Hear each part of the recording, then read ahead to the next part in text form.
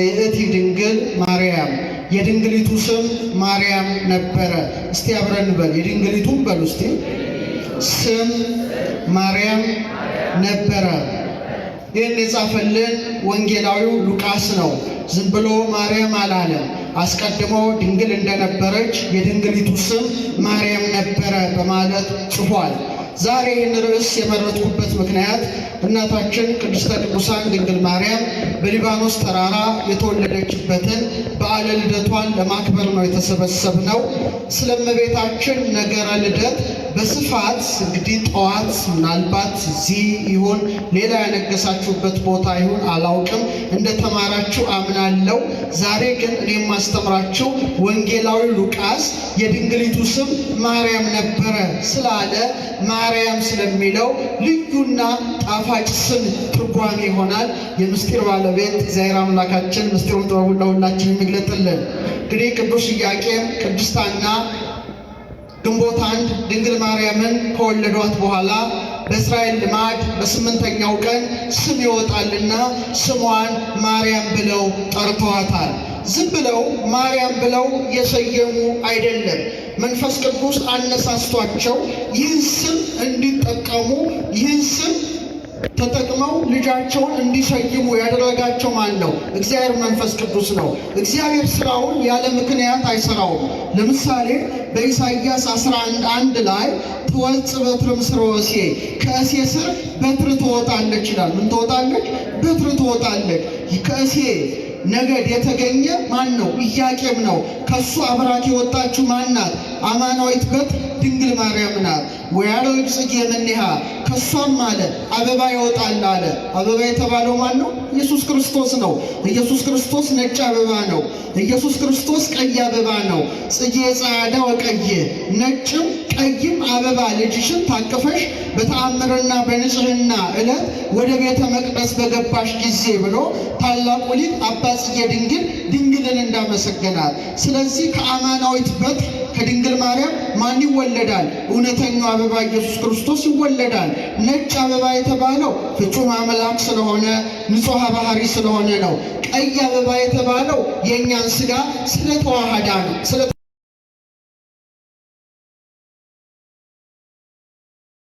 ምን አድርጓል? አፍስሷል። ቀይ ከለሜዳ ለብሷል። ኢሳይያስ በትንቢቱ ለምን ትቄህ አልባሲከ ልብስ ስለምን ቀላ ብሎ እንደተናገረ ነጭ አበባ ደግሞ ምንድን ነው? ትንሣኤውን ገልጧል። ስለዚህ በቀራንዮ ሥጋውን የቆረሰ ደሙን ያፈሰሰ በሦስተኛው ቀን ሞትን ድል አድርጎ ብርሃነ ትንሣኤውን የገለጠ ስለሆነ ጌታችን ንጉሣችን ብርሃናችን ኢየሱስ ክርስቶስ በአበባ ይመሰላል። ስለዚህ ኢሳይያስ ከነገደ እሴይ እንደምትመዘዝ አስቀድሞ ተናገረ። ዳዊትም በመዝሙር 86 ስለ ቤተሰቦቿ ሲናገር መሰረታቲሃ ውስተ አድባር ቅዱሳን መሰረቶቿ በተቀደሱ ተራሮች ውስጥ ነው በማለት የድንግል ማርያም መሰረቶች የሆኑት ሐና፣ ኢያቄም እንደ ተራራ በቅድስና ከፍ ከፍ ያሉ፣ በንጽህና ከፍ ከፍ ያሉ፣ በሃይማኖት ከፍ ከፍ ያሉና የላቁ መሆናቸውን አስቀድሞ ዳዊት መንፈስ ቅዱስ የራቀውን አቅርቦለት የረቀቀውን አጉልቶለት መሰከረ። በጣም የሚገርማችሁ ሐና የሚለውን ስም ስትሰሙ ማን ትዝ ይላችኋል? የመጀመሪያዋ የሳሙኤል እናት ሐና ትዝ ትላችኋለች አይደል? የመጀመሪያዋ ሐና ምን ነበረች? መካን ነበረች፣ ልጅ አልነበራትም። በመጨረሻ ግን እስራኤልን በሊቀ ካህናት የሚመራ ደገኛውን ሳሙኤልን አስገኘች። ሁለተኛዋ ሐና ደግሞ በቤተ መቅደስ ያደገችውን አካላዊ ቃል ኢየሱስ ክርስቶስን የወለደችውን ማንን ወለደች? ድንግል ማርያምን ወለደች። ስለዚህ እናቷ ሐና ከቀዳሚቷ ሐና ጋር ተነጻጻሪ እንደሆነች በተመሳሳይ መልኩ ማርያም ተብላ ስትሰየምና ስትጠራ የመጀመሪያዋ ማርያም ትዝ ትለናለች። የመጀመሪያዋ ማርያም የማን እህት ነበረች? ኧረ ንገሩ። የሙሴ እህት ነበረች አይደል እንዴ? ሙሴ እናቱ በሳጥን አድርጋ በባህር ዳርቻ በጣለችው ጊዜ ኦሪት ዘጸአት ላይ ምን ይላል? እህቱ ትጠብቀው ነበር ይላል። ማንን? ሙሴን። ማንን? እህቱ ማናት? ስሟ የመጀመሪያዋ ድንግል ማርያም ዝም ብላ ማርያም አልተባለችም። አስቀድሞ የስሟ ምሳሌ በሙሴ እህት አሮን ላይ ነበረና ትጎበኘው ትጠብቀው ነበር ይላል። ማንን? ሙሴ። ሙሴ ደግሞ ማን ነው? እስራኤልን ነፃ ያወጣ ነው። ታላቅ ነብይ ነው። እግዚአብሔር ያሳያችሁ። ስለዚህ የመጀመሪያዋ ማርያም እስራኤልን ነፃ ያወጣው ሊያወጣ የነበረውን ሙሴን ትጠብቀው እንደነበረ ሁለተኛዋ ማርያም ወላዲተ አምላክ ድንግል ማርያም ደግሞ እስራኤልን ብቻ ሳይሆን መላውን ዓለም ከኃጢአት ከፍዳ ነፃ ያወጣውን ኢየሱስ ክርስቶስን በሕቱም ድንግልና ጸንሳ በሕቱም ድንግልና ተወልደዋለችና መንፈስ ቅዱስ አነሳስቷቸው ምን አሏት? ማርያም። እስቲ በሉ። ለዚህ ነው ወስማ ለይእቲ ድንግል ማርያም፣ የድንግሊቱ ስም ማርያም ነበር ይላል። እንግዲህ በዕብራይስጥ ሚሪያም ይሏታል። ሚሪያም፣ እኛ ማርያም እንላለን፣ ግን በሂብሪው ሚሪያም ይሏታል። በኋላ ሰባ ሊቃናት የተባሉ መተርጉማነ ኦሪት ነበሩ። እነሱ ደግሞ ብሉዩን ሲተረጉሙ ማርያም ብለዋታል። ሪ ነው ማርያም ሳይሆን ማርያም ብለዋል። ሶስተኛ እንግዲህ ከባቢሎን ምርኮ መልስ እስራኤል ዕብራይስጥ ቋንቋቸው ወደ አረማይ ቋንቋ ሲቀየር የብሉይ ኪዳን ክፍሎችን ለመረዳት የተረጎሙበት ታርጉም የሚባል አንድ የትርጓሜ ስልታቸው ነበረ። እዚያ ላይ ደግሞ ማርያም ብለው ሰይሞ ምን ብለዋል? ማርያም። ስለዚህ ሚሪያም፣ በሊቃውንቱ ደግሞ ማርያም፣ ኋላ ደግሞ ማርያም ቀጠለና ማርያም የሚል የትርጓሜ ስልት አለና የድንግል ማርያም ስም በጣም ብዙ ትርጓሜ አለው። አንድ ዓለም አቀፍ ሊቅ አለ፣ ባርደን ሄወር ይባላል። ቴዎሎጂያን ነው፣ ፊሎሎጂስት ነው። ወደ ሰባ የሚጠቁ የድንግል ማርያም ስሞች ማርያም የሚለውን ሲፈታ ወደ 7 ትርጓሜ ሰጥቶታል። ቢያንስ ደግሞ 67ቱን መዝግቧቸዋል። ስንቶቹ? 67 ትርጓሜ ሰጥቷል። እኛ ግን እስቲ የተወሰነውን እንመለከታለን። እንግዲህ የመጀመሪያው ከስርወ ቃሉ ማርያም የሚለው ቃል ስርወ ቃሉ ምንድን ነው? ይሄ ቀጥተኛ ትርጓሜ ነው። ሁለተኛ ደግሞ አሊጎሪካል የሚባል አለ፣ ኢንተርፕሪቴሽን። በቴዎሎጂ ምስጢራዊ ፍቺ፣ ዘይቤያዊ ፍቺ ማለት ነው። የመጀመሪያው ማርያም የሚለው እንግዲህ የመጀመሪያዋ የሙሴ እህት ማርያም ተብላ መጠራቷ ግብፅ ነበረች። ስለዚህ በግብፅ ወይም በቅብጥ ኮፕቲክ ታውቃላችኋል። ግብፅ ኮፕቲክ ቅብጥኛ ነው የሚባለው። በቅብጥ ሚሪ ወይም ሚሪዊቲ ማለት ማር ማለት መውደድ ማለት ነው። ምን ማለት ነው? መውደድ የሚል ፍቺ ያለው። ያ የሚለው ቃል ደግሞ ያህዌ የሚለውን የእግዚአብሔርን ስም የሚወክል ቃል ነበረ። ስለዚህ ማርያም ማለት በእነሱ አምላክን የምትወድ ዋን ላቪንግ ያህዌ ወይም ደግሞ ዋን ቢላቭድ ባይ ያህዌ ይሉታል። በያህዌ ወይም በእግዚአብሔር የተወደደች ወይም እግዚአብሔርን ምን የምትወድ ማለት ነው። ከቃሉ ጋር ናቸው። ስለዚህ ከስርወ ቃሉ በተለይ ኮፕቲክ ላጠና ሰው ሚሪ ወይም ሚሪዊቲ ማለት መውደድ ሲሆን ያ የሚለው ቃል ደግሞ ያህዌ የሚለውን የእግዚአብሔርን ስም ያመለክታል። ስለዚህ በአንድ ላይ ሲጋጠም አምላክን ምን የምትወድ ወይም አምላክ ምን የሚላት የሚወዳት ማለት ነው።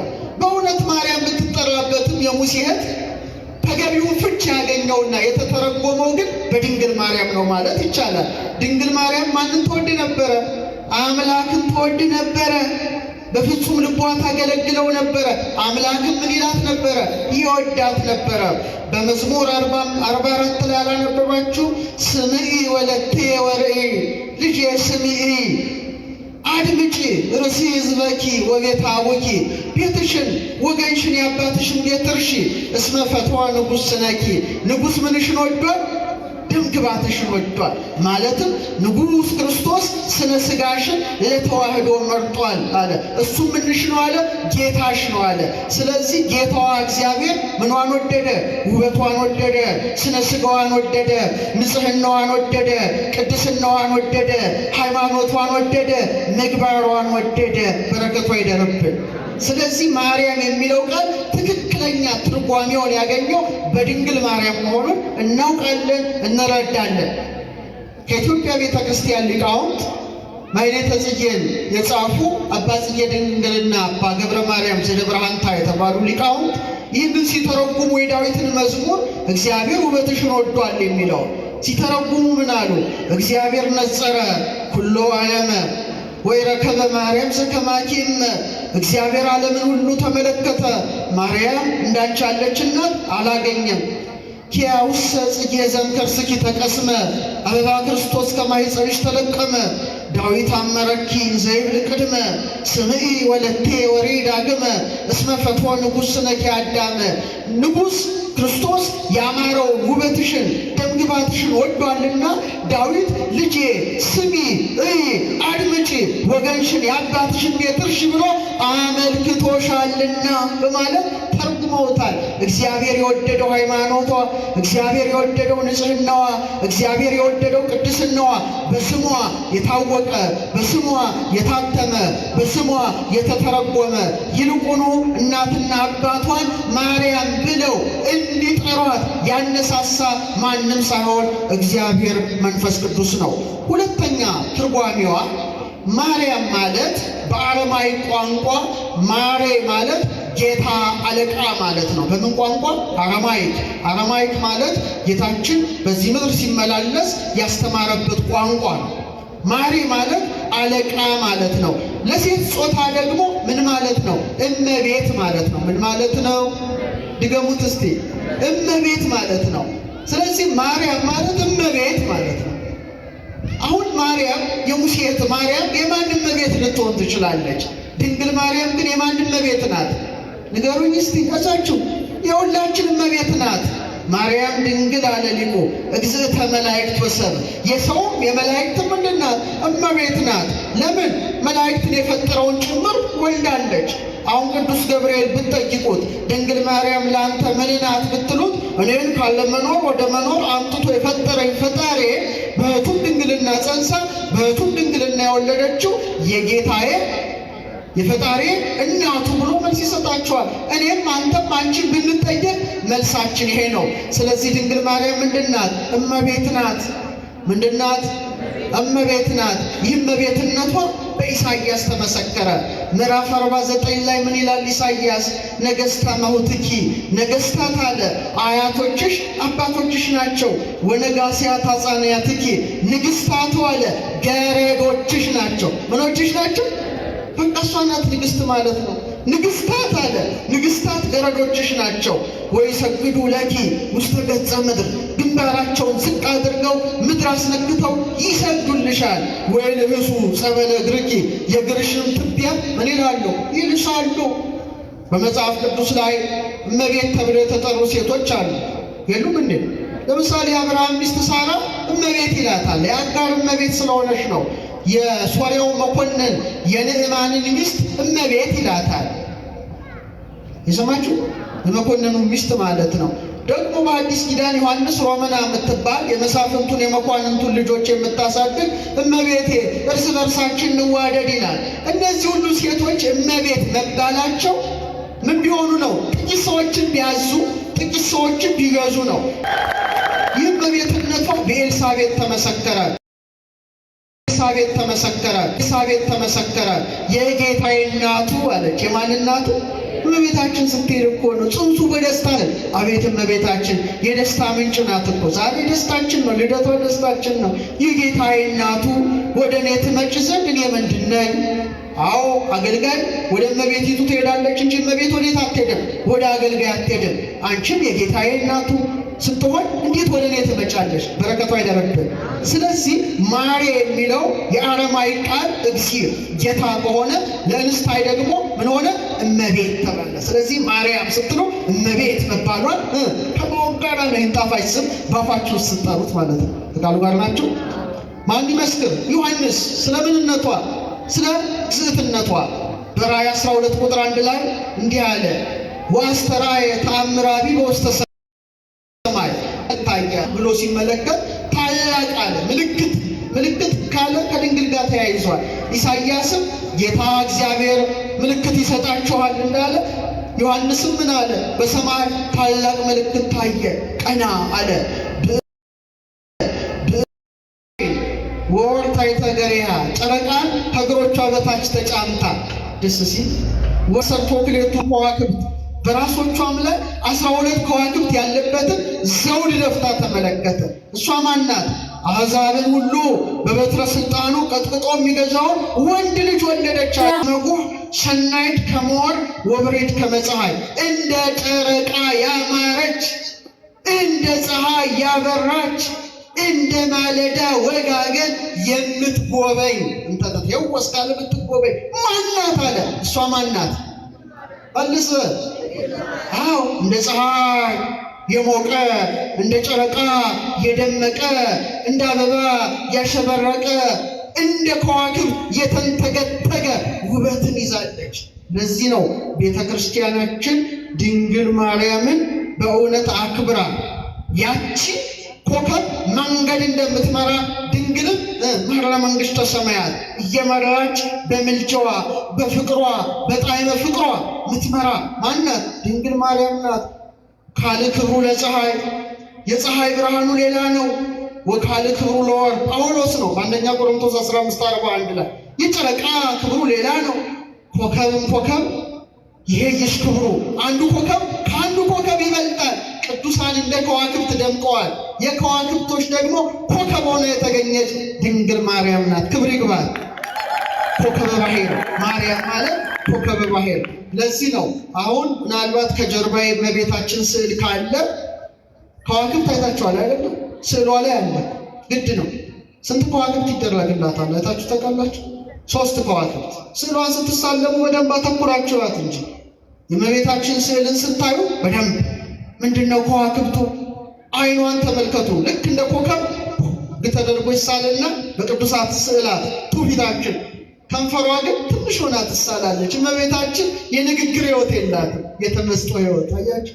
አይኖቿ ግን የፍቅር አይኖች ናቸው። እኛ ልጆቿን በፍቅር የሚያዩ በረከቷ አይደረብን።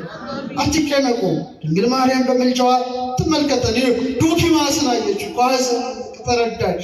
አቤት እናት ልጄ ወይን ጠጅ እኮ የላቸው። ርኅራኄ የተሞላ እንደ ሔዋን የተቅበዘበዘ አይን አይደለም። በለስን ለመብላት የተቅበዘበዘ የሔዋን አይን የጨለመ አይን ነው። የመሰናክል አይን ነው። የጠፋ አይን ነው። ሞትን ያመጣ አይን ነው። ለምድር ጨለማን ያጎናጸፈ ክፉ የጠፋ አይን ነው። የሔዋን አይን የተከለከለውን የዛፍ ፍሬ ተመለከተ። የሔዋን አይን ወንድሙን የገደለውን ቃየንን ተመለከተ። ምድረ ፋይድን ተመለከተ። አቤት የድንግል ማርያም አይኖች ማንን አዩ? በ3 ዓመቷ ወደ ቤተ መቅደስ ስትገባ ፋኑኤልን አዩ። የካህናትን ምስጋና አዩ። አቤት አይኖች! ምን አይነት አይኖች ናቸው! ያ መልአኩ ደስተኛውን መልአክ እባቡን ሳይሆን ቅዱስ ገብርኤልን አዩ። ተውት ሌላውን። ማንን አዩ? የሕይወት ዛፍ ኢየሱስ ክርስቶስን አዩ። ኢየሱስ ክርስቶስ አምላካችን መጀመሪያ ሲወለድ ያየው ማን ነው? እናቱ ብቻ። አይገርም? እሱም ደግሞ ልጇ ነው። መጀመሪያ ልጅ ሲወለድ የሚያየው የማንን አይን ነው? የእናቱን። ለዚህ ነው አንድ ሊቅ ምን አሉ? እግዚአብሔር አሉ አይኑን ሲገልጥ የተመለከታት አይኑን ሲጨፍን ያያት ድንግል ማርያምን ብቻ ነው አሉ። አዎ አይኑን ገልጧል። አዎ አይኑን ጨፍኗል። ታኅሳስ 29 በቤተልሔም በከብቶች ግርግም በዛች የከብቶች በረት ትዝ አይላችሁ? ታኅሳስ ላይ እንደ ደስታው ሲመጣ ስብከት ብርሃን ኖላዊ ልደት በዛች የከብቶች ግርግም በዛች ጠባብ ስፍራ ስትወልደው መጀመሪያ ያየው ማንን ነው? እናቱን ነው። በኋላ ዮሴፍና ሰሎሜ ሲጨፍንም ያያት እናቱን ነው። 33 ዓመት ከ3 ወር በምድር ላይ ተመላልሶ ቀራንዮ በመስቀል ላይ ተሰቅሎ እናቱን አይቶ እኮ ነው በቃ እነዋት እናት ተጠማ ተፈጸመ አለቀ ዘጋው። ዮሐንስን ሲጨፍን አይቶታል፣ ሲገልጥ አላየው። ዮሴፍና ሰሎሜን ሲገልጥ አይቷቸዋል፣ ሲጨፍን አላየቸው። እግዚአብሔርን ያዩ አይኖቿ አቤት ከምን ጋር ታወዳድረዋለህ? የኢሳይያስን መጽሐፍ የተመለከቶቹ አይኖቿ ከምን ጋር ታወዳድረዋለህ? ስንት የረከሰ ቆሻሻ ነገር በአይኑ ሲያይ የከረመ ሁሉ አፉን ይከፍታል በየአቅጣጫ። እግዚኦ! የእኛማ ድፍረት ዓለም ውስጥ የሌለ ድፍረት፣ ዓለም ውስጥ የሌለ ይኸው ምቅቅ በረከት የማያሰጥ ሰማዩን የሚቆልፍ ደፋር ከነዚህ ከተናናሾቹ አለ ጌታ አንዱን እንዳትንቁ ተጠንቀቁ። በወንጌል ነው ያለው። አንዱን እንዳትንቁ እንኳን ልዕልቷን እንኳን እናቱን ደው በወንጌል ምን አለ? አባት እናቱን የተሳደበ ይሞት ተብሎ ብሎ ኦሪቱን ጠቅሶ አስተማረ። የሱን እናት የሚሰድቡ ስንት ክፍታፎች አሉ። እግዚአብሔር ይጠብቀን። አፋችን ሳይረክስ እንድንሞት ፈቃዱ ይሁን። በምትናገረው ቃል አለ ትጠየቅበታለህ። ቀላል መስሎሃል? ቀልድ መስሎሃል? በሱ ዙፋን ፊት መቆም እንዲህ ተራ ነገር መስሏቸው አይምሰላችሁ። በጣም መጠንቀቅ ያስፈልጋል። 3 ከዋክብት ይደረግላታል። የማን ማደሪያ ናት? የአብ የወልድ የመንፈስ ቅዱስ ማደሪያ ናት። 3 ንጽህና ተሰጥቷታል። ንጽሐ ሥጋ የሥጋ ንጽህና፣ ንጽሐ ነፍስና ንጽሐ ልቡና። በጣም እኮ ይገርማል። 3 ከዋክብት በራሶቿም ላይ ደግሞ በራሶቿም ላይ የሚደረገውን የከዋክብቱን አክሊል ስትቆጥሩ ስንት ነው ቁጥራቸው? ምንድን ነው ታዲያ የምትሰሩት? መቤቴ ደብርስ ደሞስጂ ምንን ነው? በደንብ ተመልከቷት። 8 በጣም ብዙ ነው። የሐዲስ ሕይወት ቀመር ነው። በምድር ላይ ብዙ ዓመት የኖረው ማቱሳላ 8ኛው ትውልድ ነው። ኖህ በመርከብ ውስጥ ከ8 ቤተሰቦቹ ጋር ተርፏል። ኦ እግዝእትየ ማርያም ለተረፈ ዓለም ኖህ ማህያዊት እሱ አይጹ ከፍጥረት አዳስ እንተ ምንያ ሰረጩ አባ ጊዮርጊስ ነው። ጌታ የዳዊት ልጅ የአብርሃም ልጅ ተብሏል። ወልደ ዳዊት ወልደ አብርሃም። ዳዊት የአባቱ ስንተኛ ልጅ ነው? 8ኛ ልጅ ነው።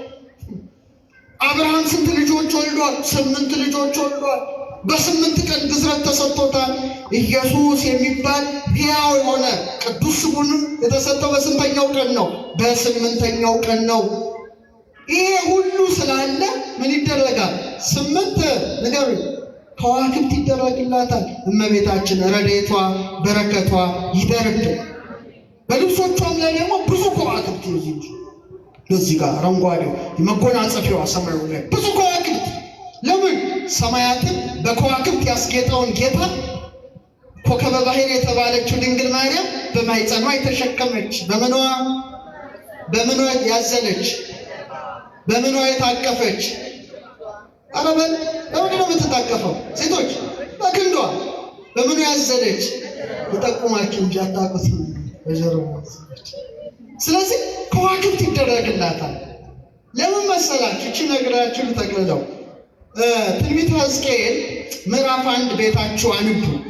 ምዕራፍ 1 ላይ ሕዝቅኤል ኮቦር በምትባል ወንዝ ተቀምጦ ታላቅ ተመስጦ ያለ ሰማያት ተከፈቱ ይላል። ልክ ሲከፈት ያየው ግን እንዴት እንደሚያስፈራ መጽሐፍ ቅዱሱን አንቡት ቤታችሁ።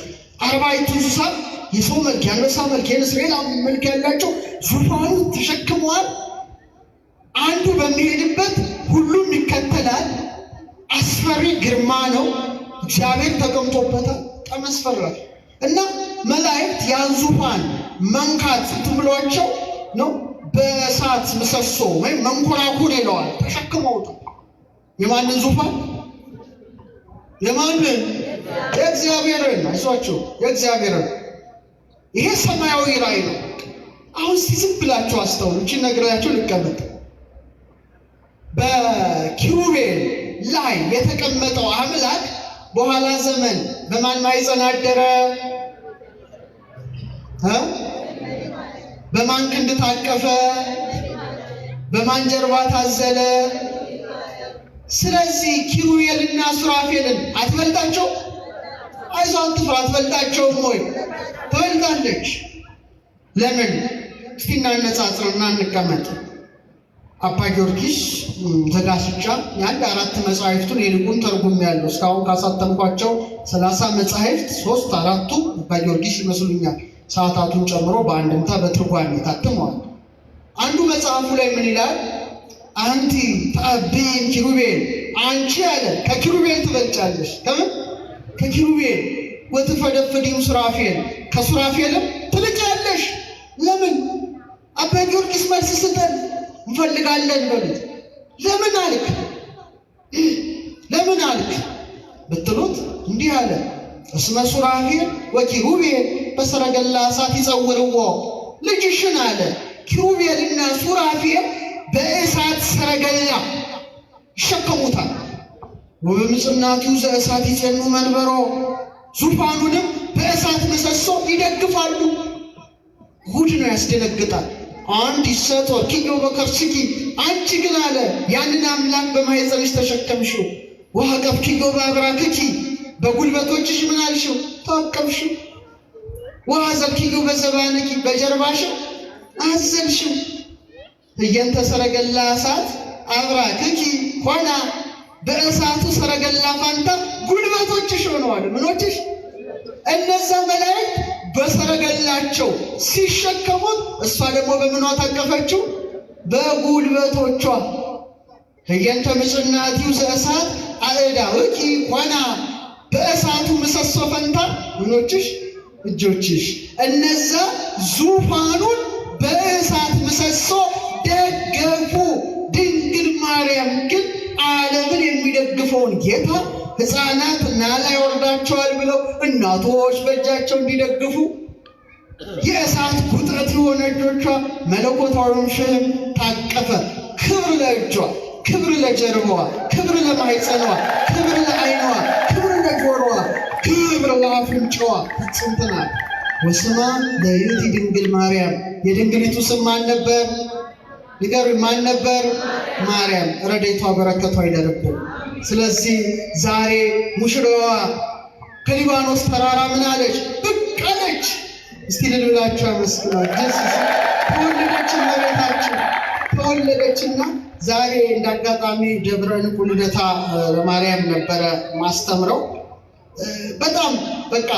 በጣም የእመቤታችን በዓለ ልደት ለማክበር በጣም ብዙዎች ተሰብስበው ነበረ እና ድንግል ማርያም ዛሬ በሊባኖስ ተራራ ስትወጣ ወይም ስትገለጽ ስትወለድ ምን ተወለደች ነው የምንለው? ኢያቄምና ሐና ማንን ወለዱ? በኋላ ዘማሪዎቹ ሊዘምሩት ይችላሉ። ኢያቄም ወሐና ወለዱ ሰማይ። ኢያቄምና ሐና ሰማይን ወለዱ። ሰማዮሙኒ አስረቀት ፀሐይ። ሰማያቸው ደግሞ ማንን አወጣች? ፀሐይን። ዛሬ ፀሐዩን የምትወልደው ሰማያዋ በሊባኖስ ተራራ ብቅ አለች፣ ተወለደች። ደስ ይበላችሁ። ዛሬ የሕይወት ዝናብ ኢየሱስ ክርስቶስን የምታስገኘዋ ብሩህቷ ደመና በሊባኖስ ተራራ ብቅ አለች። ደስ ይበላችሁ። ዛሬ ንዑንከ ከመናልዕላ ለዛቲ ደመና ብርሃን እንተጾረቶ ለማየ ዝናብ ንጹሕ የዝናብ ውሃ ስትየጽሙዓን የተጠሙት መጠጣቸው ስሙ ጣፋጭ ኢየሱስ ክርስቶስን የወለደች የብርሃን ደመና ቅድስት ድንግልን እናከብራት እናገናት ዘንድ ኑ አለ። ዛሬ የይስሐቅ ቤዛ በጉን የተሸከመችዋ ሐረጓ ሊባኖስ ላይ ብቅ አለች። ደስ ይበላችሁ። ምስክሯ ይስሐቅ ነው። ዛሬ ንጉሡን የምትሸከመዋ የወርቅ መሰላል ሊባኖስ ተራራ ላይ ተተከለች። ምስክሯ ማን ነው? ያዕቆብ ነው። ክብር ይግባት። ዛሬ ነበልባሉን የምትሸከመዋ ሙሴ የተመለከታት ሐመልማል ቁጥቋጦ ሊባኖስ ተራራ ላይ ተገለጠች። ደስ አይልም? ደስ ይላል።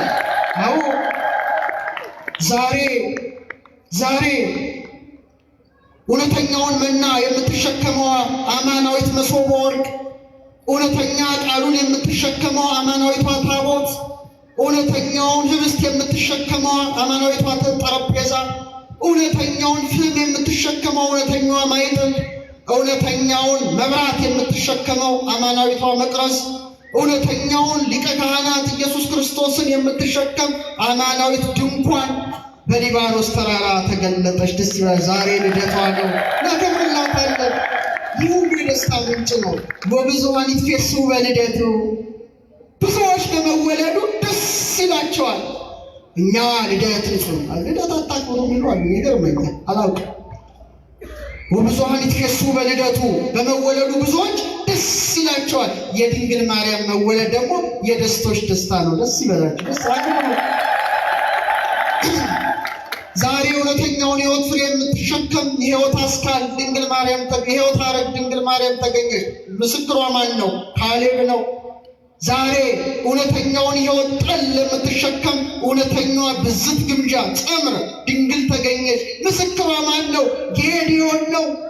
ዛሬ የዓለሙን አልጫነት ያጣፈጠ የሕይወት ጨው ኢየሱስ ክርስቶስን የምታስገኝ እውነተኛዋ ማሰሮ ሊባኖስ ላይ ብቅ አለች። ምስክሯ ማን ነው? ኤልሳ ነው።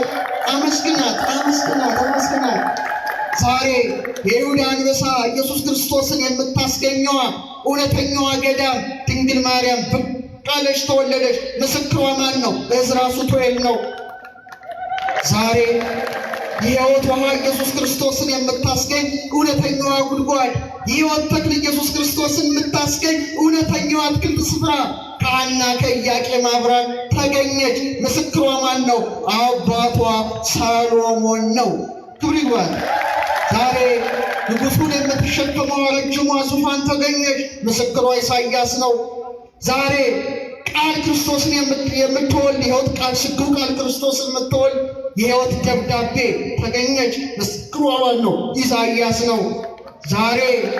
ዛሬ ግንቦት አንድ እውነተኛውን ንጉሥ የእስራኤልን አምላክ የምታስገኘው ዛቲ ኆኅት ጽሑፋት ትነብር ተዘግታ የምትኖረው የታተመችው አዳራሽ ዛሬ ተገኘች። ዛሬ ተራራዋ መጣች። የሕይወት ድንጋይ ኢየሱስ ክርስቶስ ሊወለድ ቀረበ። ደስ ይበላችሁ። ዳንኤል ምስክሯ ነው። ስለዚህ ዛሬ የደስታችን ቀን ነው። ብዙዎች ማርች 8 ብላችሁ የሴቶች ቀን ታከብራላችሁ። ሞኞች ናቸው።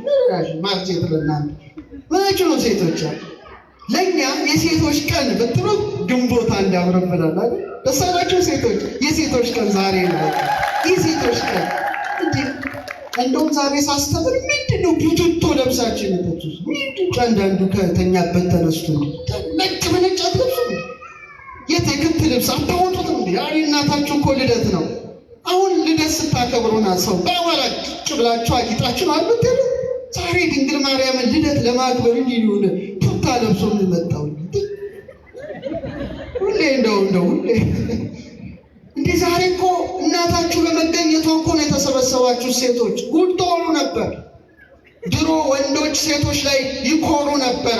ምክንያቱም ትክክል ናቸው። የሴቶች መገኛ ማን ነው? የሔዋን መገኛ። ፍጠኑ ቶሎ በሉ። ኧረ እባካችሁ አዳም ነው አይደል? ስለዚህ ወንዶች ነው እናንተን ያስገኘ ነው። በቃ ስለዚህ ወንዶች እናንተ እኮ ከእኛ ነው የተገኛችሁ። 5500 በጣም ብዙ እኮ ነው። እመቤታችን ግን ተገለባበጠችው። ተመልከቱ። ጌታን ያለ ወንድ በግብረ መንፈስ ቅዱስ ወለደችላችሁ። ደስ ይበላችሁ። ስለዚህ ወንዶች ተነስታችሁ እናንተ ከእኛ ነው የተገኛችሁት ብትሉ አጸፌታው ከባድ ነው። ሔዋን ከአዳም ብትገኝ ከእኛ ወገን የሆነች ድንግል ማርያም ጌታን ያለ ወንድ ወልዳልናለች። በከመ አውፅአ ብእሲ ብእሲተ እንበለ ብእሲ ብእሲትን ያውፅአት ብእሲ እንበለ ዘርአ ብእሲ ከመ ትፍድዮ ለብእሲ ዕዳሃ ለሔዋን ቄድሮስ ነው። ዕዳ ከፈለች። ድሮ ሴቶች ርስት አትወርሱም። እንደ ዛሬ ቤት ባለቤት አትሆኑ። በሔዋን ምክንያት ርስታችን ገነትን አተናል እያሉ ወንዶች ከመቤታችን ወዲህ ግን ቀረ። በደሙ ፈሳሽነት ገነትን የከፈተ መንግሥተ ሰማያትን የሚሰጠን ክርስቶስን ወለደችላችሁ። ደስ ይበላችሁ። መመኪያችሁ ነው። ማርቼት ለውጡ ዛሬ። ስለዚህ የሚቀጥለው ዓመት እንደው እንደ ሰንበት ትምህርት ቤት ሰብሰብ ብላችሁ ደስ የሚለው የበዓል ልብሳችሁን ለብሳት ልደትሽ ልደታችን ነው አትበ እንዲህ ነው ፍስስ የምትሉ ደስ ይበላችሁ። ዛሬ እናንተ በዓል ነው። ወንዶችን ቅር አይበላችሁ። ቅርላችሁ አለ እመቤታችን የሁላችንም መመኪያ ናት አይደል? ኤፍሬም ምን ይላል መሰላችሁ? ድንግል በመሆኗ ለደናግል መመኪያ ናት አለ። እንዴት ደስ ይላል! እናት በመሆኗ ደግሞ ለወለዱት መመኪያ ናት። ሁለቱም መመኪያ ናት እመቤታችንና አደራ የሴቶች ቀን መቼ ነው? እንዳትሳሳቱ። የሴቶች ቀን መቼ ነው? ተስማምታችኋል? በምን ትገልጹታላችሁ? ስለዚህ የሚቀጥለው እንደዚህ ለብሳችሁ ነው የምትመጡት ነው? ምንድን ነው? ጥሩ ለብሳችሁ የቤታችን በዓል ነው። ደስ ይላታል እመቤታችን። በፍቅር አይኗ እኮ ነው የምታየን። ሩቅ አታድርጓት። በጣም ደግ እናት ናት። እሺ ደግሞ የምትወደው በዓሏ ልደቷ ነው። አንድ ባህታዊ ከባልሽ ሁሉ ምን ትወጃለሽ? ልደቴን አለችው። በቃ ልደቴን እናት አባቴን ሳይወልዱ አዝነው ነበር። ሐዘናቸው ሐዘኔ፣ ቢወልዱ ተደስተዋል። ደስታቸው ደስታዬ ነው። ይልቁኑ ከጠባብ ወደ ሰፊ ከጨለማ ወደ ብርሃን የወጣሁበት ልደቴን እወደዋለሁ ብላለች። አቤት ዛሬ እመቤታችን በእኛም ደስ ብሏታል። ደስ ይበላችሁ። ልደቷን ለማክበር ነው የጉባኤ ተዘረጋ። ስለዚህ እንደውም ቢችሉ ደግሞ ሐናና ኢያቄም ሊባኖስ ተራራ ነው አይደል የወለዷት፣ እዛ ከነዳያን ጋር ሰንብተዋል። ስለዚህ ምን አለ ስብከተ ወንጌል ክፍሉ በግ ጠባብሶ ሻይ አዘጋጅቶ አነባበሩ አዘጋጅቶ ምን አለ ተዘጋጅቶ ጥብሱ ነው የቀረው። ለሚቀጥለው ግን በደንብ አድርጋችሁ ጉባኤው ከተዘጋጀ ጌታ አምስት እንጀራ 2 ዓሣ አበርክቶ አይደል አስከስተው እና የሚቀጥለው ዓመት እንግዲህ ከስብከተ ወንጌል ክፍሉ ጋር ተነጋግራችሁ ልደቷን ጧፍ እያበራን አይደል የእናንተ ልደት ስታከብሩ ሻማ ትለኩሱ አይደል ጧፍ እያበራችሁ ደስ ብሏችሁ ልዩ ጉባኤ ብታደርጉ ኪዳነ ምሕረቱ ናት ሰው ናት አይደል ኪዳነ ምሕረት ማለት ተወለደች ማለት ያስፈልጋል እና እመቤታችን ረድኤቷ በረከቷ ይደርባችሁ። ስለዚህ የሴቶች ቀን ነው ዛሬ። ሴቶች እንዳትበሳጩ፣ ደስ ብሏችሁ የመመኪያችን ዘውድ ተወለድሽልን እናታችን ማርያም እያላችሁ እልል እያላችሁ እየዘመራችሁ ቤታችሁ እንድትገቡ ለማለት ነው። ሊቃውንቱ በጣም ይገርማል። የኢትዮጵያ ተርጉማን ጸጋዋ ሀብት ብሎ ተርጉመውታል። ጸጋ ሀብት ማለት ስጦታ ማለት ነው። ለጊዜው ልጅ ላጡ ለእናትና ለአባቷ ምን ሆነች? ስጦታ ሆና ተሰጠቻቸው። ፍጻሜውስ በቀራንዮ በመስቀል ስር ታላቅ ስጦታ ሆነ እነኋት እናት ብሎ ለሚወደው ደቀ መዝሙሩ ለዮሐንስ የሚወዳት እናቱን ሰጠ። ዛሬ ድንግል ማርያም እናትነትን የማይቀበሉና የካዱ የቀራንዮውን ስጦታ ማጣጣላቸው ነው ማለት ነው። ኢየሱስ ክርስቶስ እናት ትሆነን ዘንድ ምን አለ? ጸጋ እናት ሀብት ትሆነን ዘንድ እነኋት እናት አለው። ለማን? ለተራሷ አይደለም የተሰጠችው። ድንግል ማርያም ድሮ ልዕልት ናት፣ ክብርት ናት። ለሚገባቸው ብቻ ነው የምትገባው። መስቀሉ ስር ላልተገኙ ለፈሪዎቹ አልተሰጠችም። ለሚወደው ደግሞ ትመጣለች። የሚወደው ረድ ያመቅሮ ይሏል። የሚወደው ደቀ መዝሙርን የሚወዳት እናቱን እነኋት እናት፣ የሚወደው ተማሪ ደግሞ እናት ሆኖ ዘንድ እነሆ ልጅሽ ብሎ አደራ ሰጠ።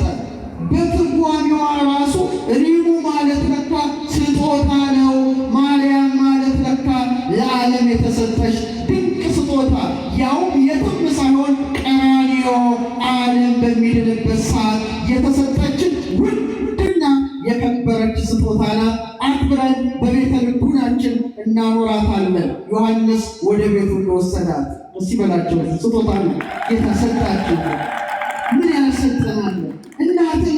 እናቱን እናቱ ነው ሲሰጠን። ከዚህ የበለጠ አደራ መቀበል የለም። ሌላው የስነ ልሳናት ወይም የስነ ቋንቋዎች አጥኚዎች፣ የስነ መዛግብት ተመራማሪዎች፣ ፊሎሎጂስቶቹ ደግሞ ድንጋዮችን፣ አለቶችን ሁሉ ያጠናሉ። ጥንታውያት ድርሳናትን ይመረምራሉና ምን አጠኑ?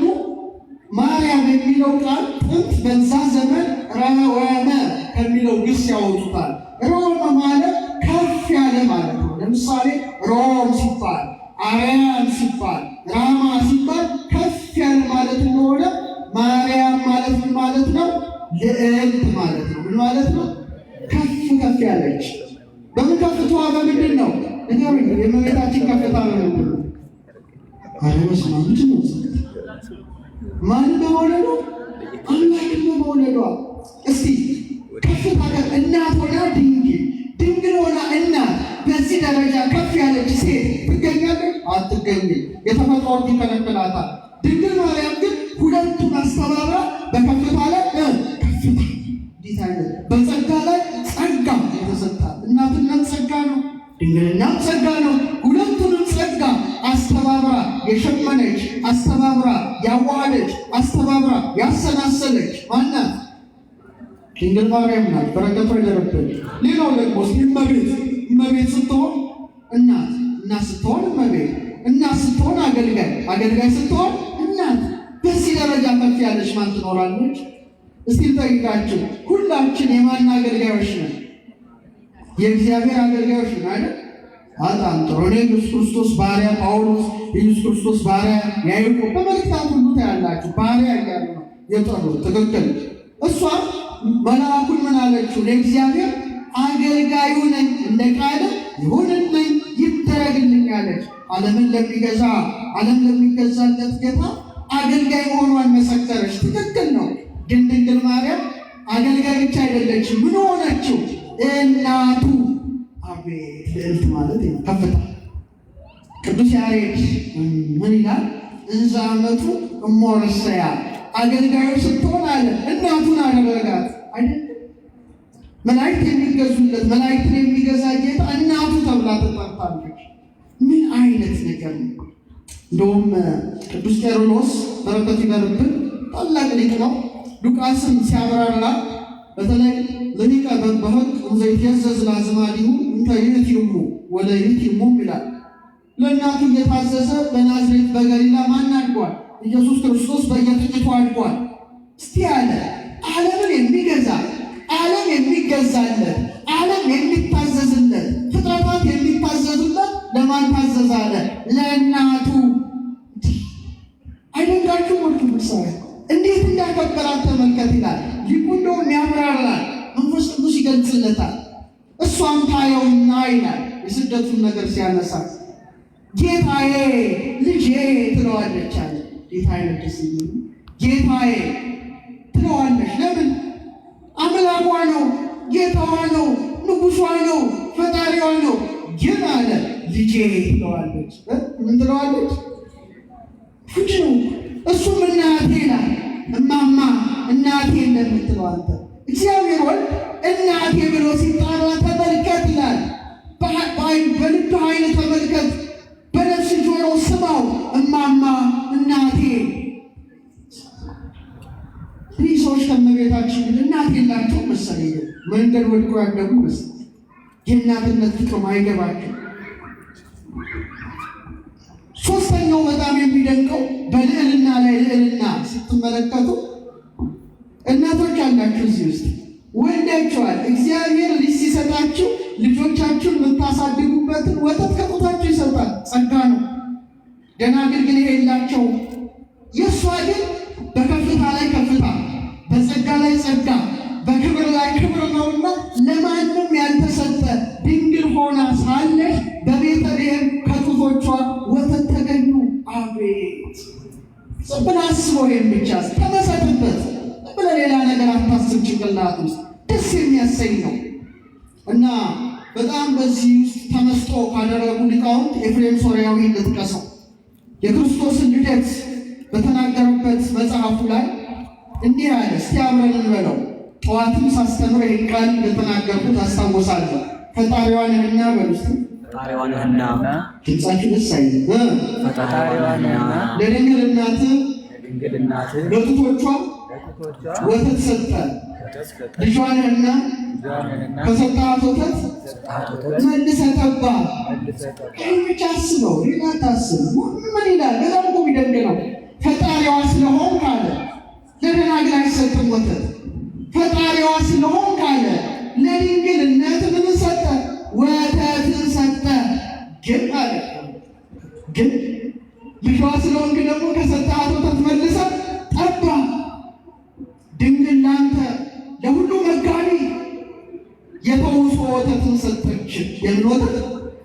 የዋሳት ማን ነው? የራሱ እኮ ነው፣ ጌታ እኮ ነው። ድንግል ላንተ የተውሶ የውሰት ወተት ሰጠች። ሰማያትን በዘረጋው ቀኝ እጅ ጡቶቿን ጨበጥ ይላል። ድንቅ ነው።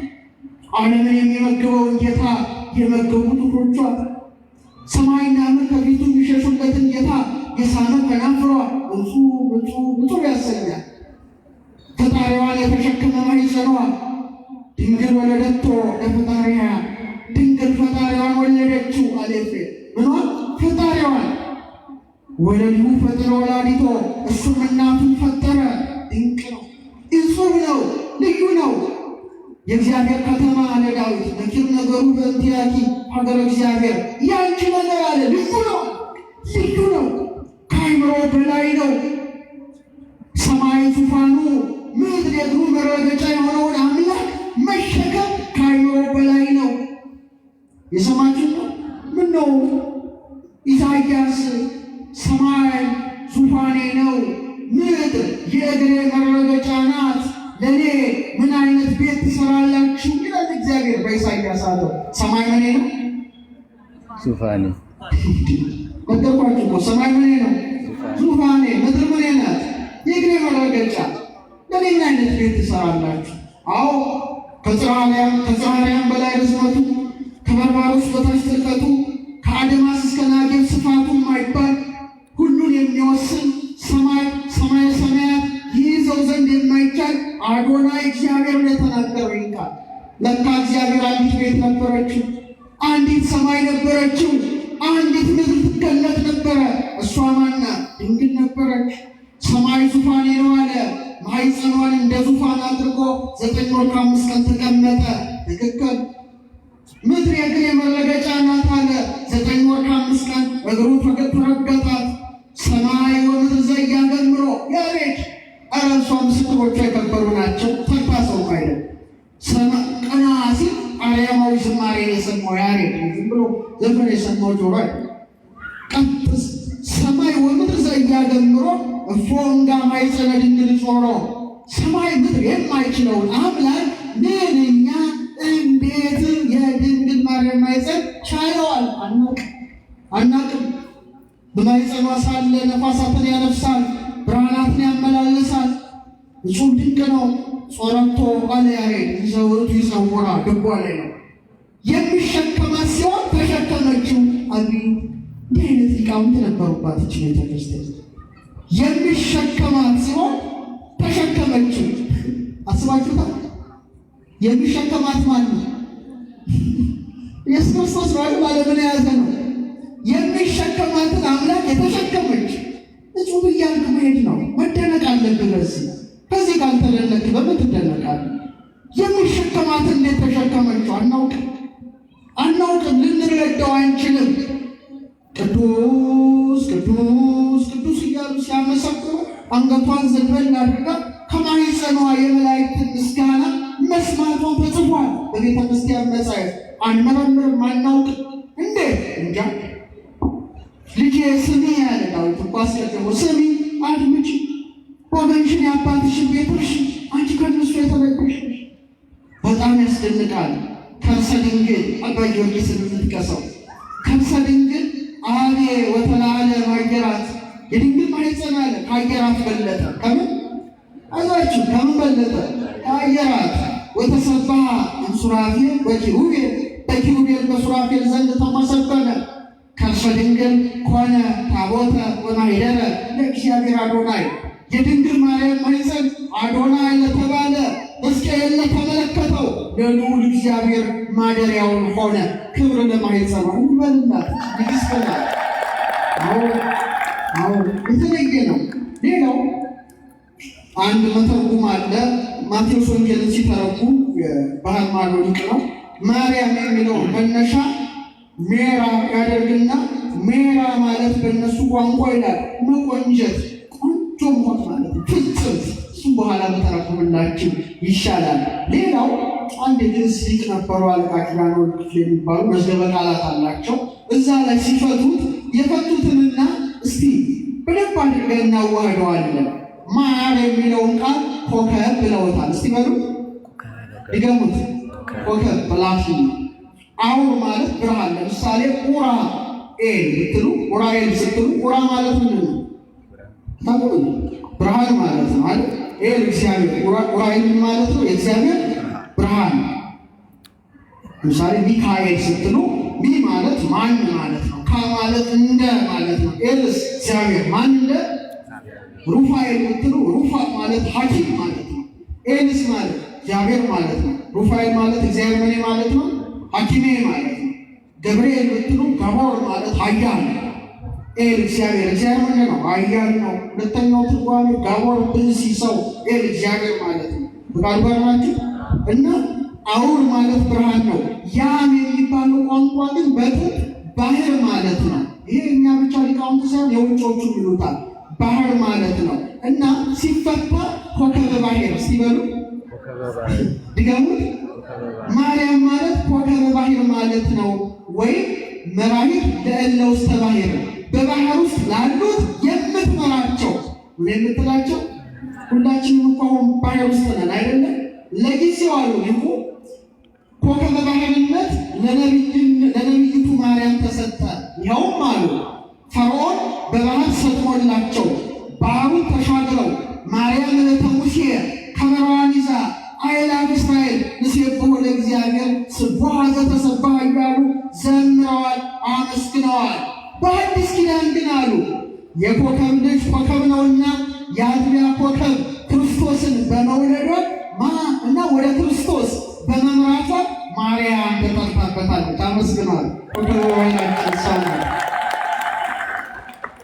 አሁን ይህ እንግዲህ ቋንቋ ታጠናለው ብዙ መጻሕፍት አሉ በዚህ በሰማያዊ ዙሪያ።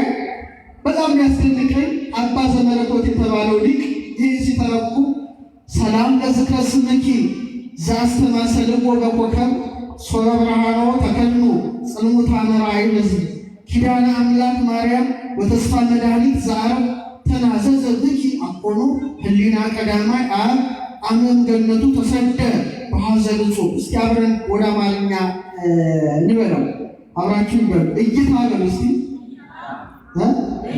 የጨለመባቸው ብርሃኑን በተጎናጸፉ ጊዜ በኮከብ የመሰሉት ለሆነ ስም አጠራርሽ ሰላምታ ይገባል።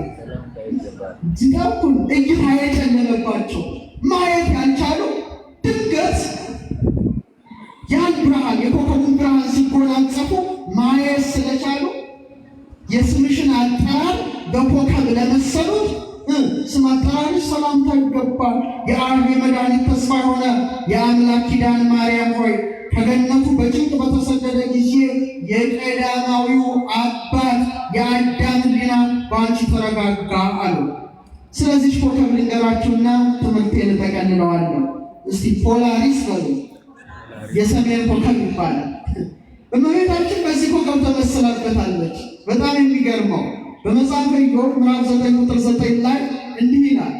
ልብ የሚባለውን ኮከብና ኦሪዮን የሚባለውን ኮከብ ሰባቱን ከዋክብት በደቡብም በኩል ያሉትን የከዋክብት ማደሪያዎች ሰርቷል አለ።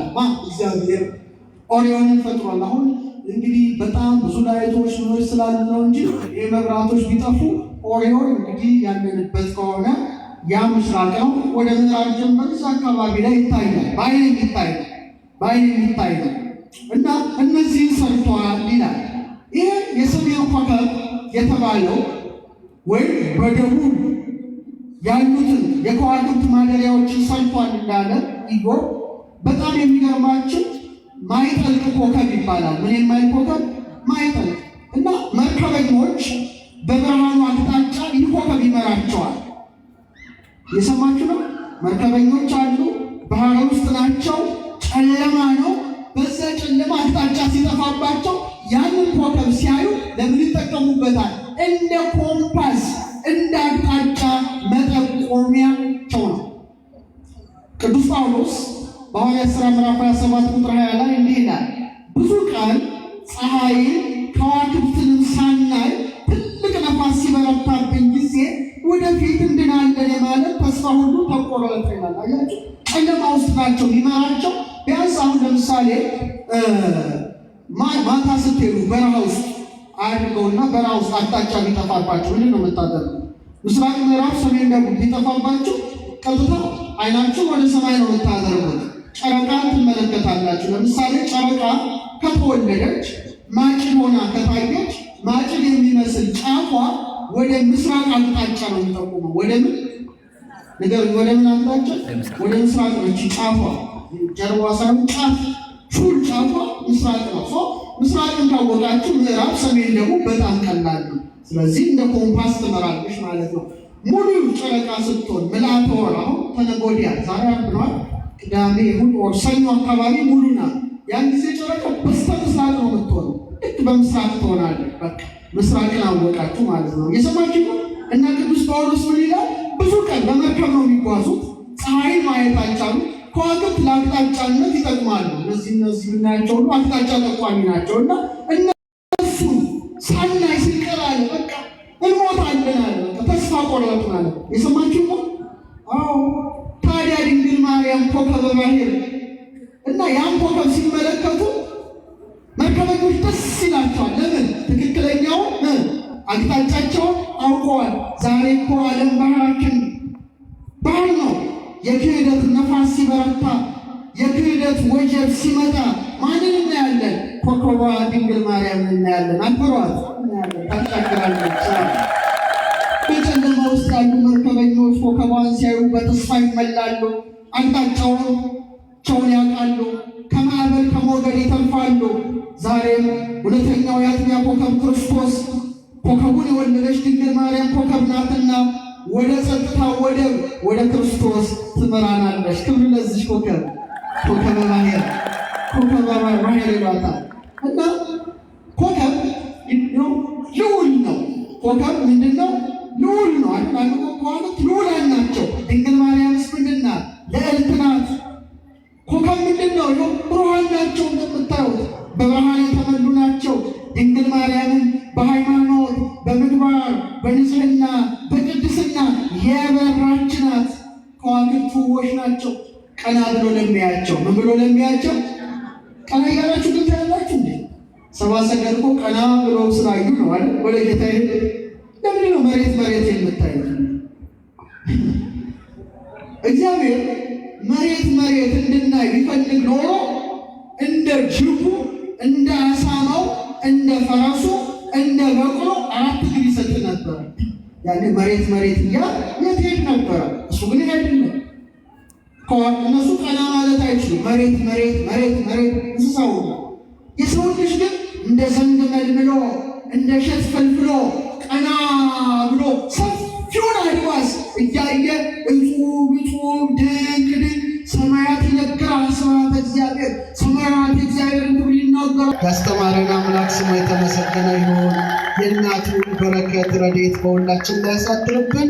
መልካም በዓል፣ መልካም የደስታ በዓል። እንኳን ተወለድሽ በሏት ድንግል ማርያም በሏት። እንኳን ተወለድሽ በቤታችን ደስታዋን በልደትሽ ደስ እስቲ በልደትሽ በሉ። አይሰማም? በልደትሽ እኛ ልጆችሽ ደስ ብሎናል። እናታችን እንኳን ተወለድሽልን አመስግኗት በእልልታ። እመቤታችን ከሁላችን ጋር ትሁን። እንደቆማችሁ በደንብ አመስግኑት እግዚአብሔርን ወገኖች። ይደገም ያንሳል። በእውነት የእመቤታችን ነገር 3 አድርጉት። እሺ እግዚአብሔር ይስጣችሁ። አረፍ በሉ። እግዚአብሔር ያክብራችሁ። እግዚአብሔር አምላካችን ለታላቁ ሊቅ ለቅኑ ለትሁቱ ለታዛዡ መምህራችን መጋቤ ሐዲስ ሮዳስ ታደሰ ዶክተር ቃለ ሕይወት ያሰማልን። ኧረ አይሰማም። ቃለ ሕይወት ያሰማልን። ቃለ ሕይወት ያሰማልን። እግዚአብሔር አምላካችን ያገለገሉት ዘመናቸውን ይባርክልን። ቅድስት ቤተ ክርስቲያን የሚያገለግሉበትን ረጅም ዕድሜ ከጤና ጋር ይስጥልን። እንግዲህ በአሁኑ ሰዓት ቅድስት ቤተ ክርስቲያን አንዳንድ ጥያቄ ፈጣሪዎች ለእውቀት ሳይሆን ለፈተና ሲያስነሱ በግንባር ቀደምት ከሆኑት የቅድስት ቤተ ክርስቲያን ልጆች ስለ እመቤታችንም ሆነ ስለ ቅድስት ቤተ ክርስቲያን ስለ ነገረ ክርስቶስ ቢሆን ቀዳሚ መልስ ሰጭ የቤተ ክርስቲያናችን ልጅ ናቸው። እግዚአብሔር በአገልግሎታቸው ያጽናልን። ተረጋጉ ወገኖቼ፣ አናርቆያችሁም። ቀስ ብላችሁ ጧፉን አድሏቸው። መልእክቶችን እናስተላልፋለን።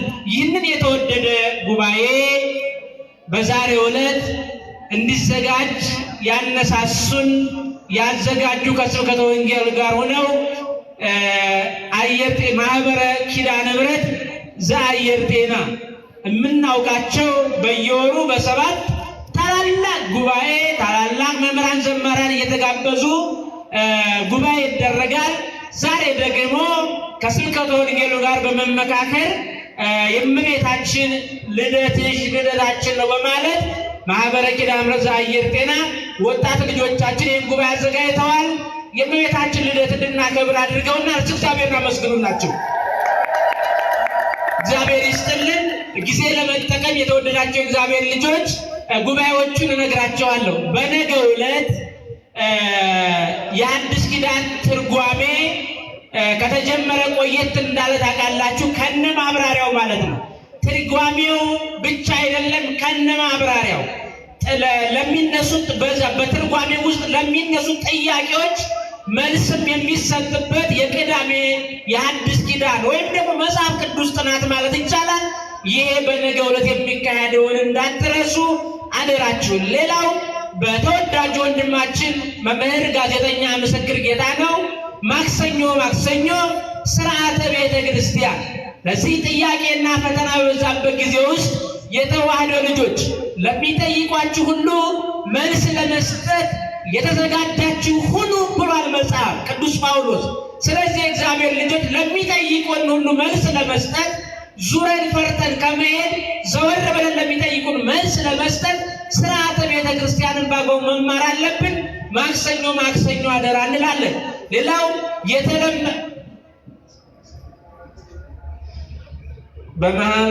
በመካከል መልካም የምስራች አለ አስገባዋለሁና ቀጣይ ሐሙስ ነው አይደል?